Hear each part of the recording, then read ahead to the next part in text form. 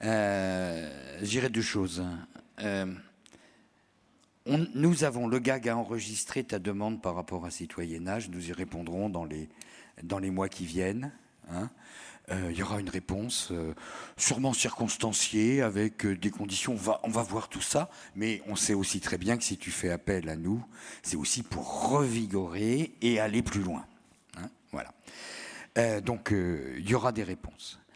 Je dirais, il faut aussi qu'on remette en cause nos pratiques et nos manières de voir les choses. Par exemple, oui, il y a besoin de moyens, mais il faut aussi savoir comment on les répartit.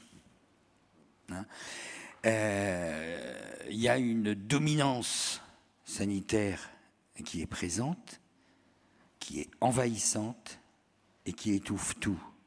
On a rajouté au CVS un médecin coordonnateur et un représentant de l'équipe médico-soignante. Il ne s'agit plus d'équipe médico-sociale. Ça a disparu.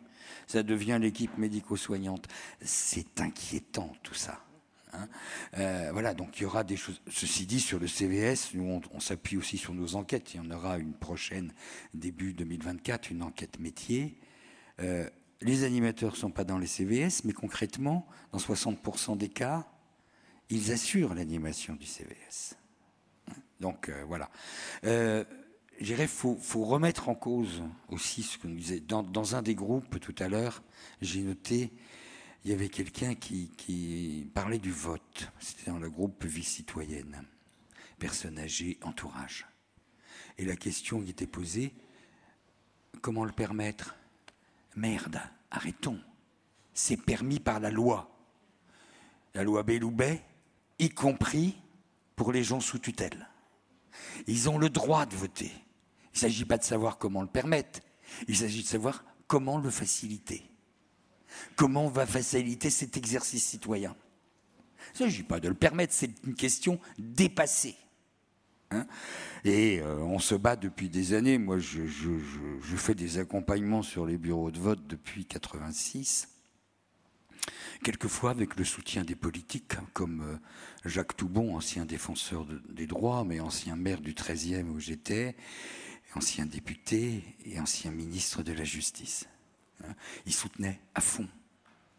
Et à côté de ça, j'avais Jean Tibéry, maire du 5e, qui avait l'habitude de faire voter les morts, et qui me... Encore plus. Non, il ne soutenait pas du tout.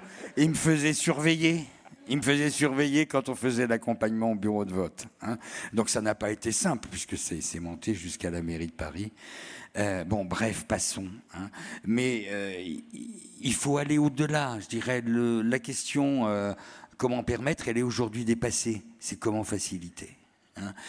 Et puis, il y a une question qui est prégnante sur l'ensemble des groupes, sur deux en particulier. Et on l'a eu aussi lors de la préparation congrès.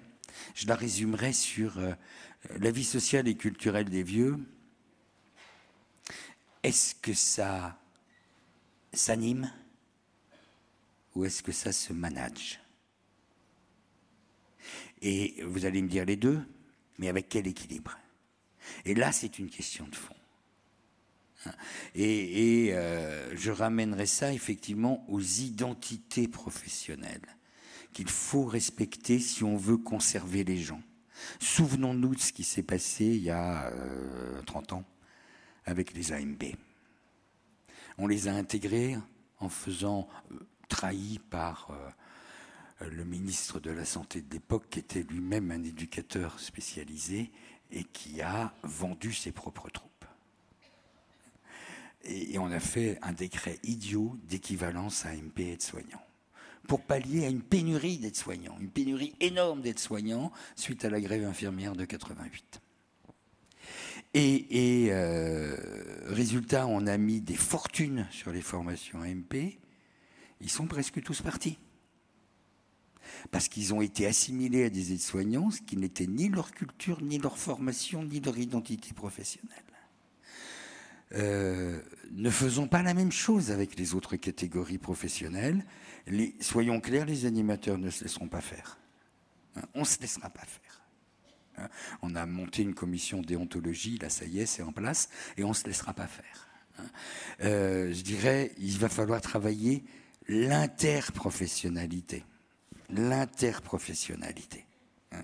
Et c'est, au niveau du management, comment on va faire travailler ensemble des gens qui n'ont pas la même idéologie, qui n'ont pas la même sensibilité, qui n'ont pas les mêmes finalités, mais qui travaillent avec les mêmes personnes pour le bien-être de ces personnes, bien évidemment, et le développement de la vie, et comment on va les faire travailler ensemble des gens qui sont différents.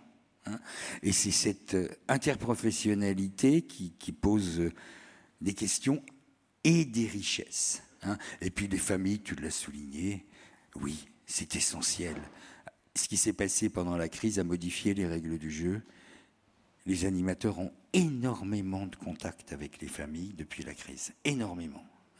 Et les visites visio, les visites sécurisées, etc., y ont joué.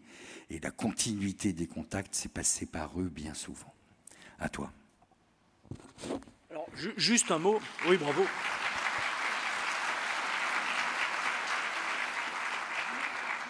Juste un mot, parce que M. Abérard, Mme Viguier ont parlé du manque de personnel. Plusieurs groupes l'ont évoqué, de la nécessité d'avoir plus de budget et de moyens. Et je voulais vous dire que tout à l'heure, le GAG et l'ADEPA vont faire une conférence de presse et que nous allons porter ça très fortement.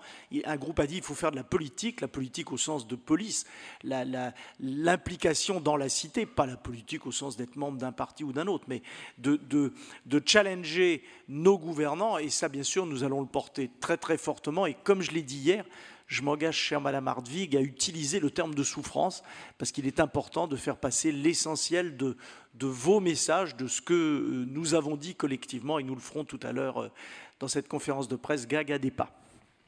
Merci.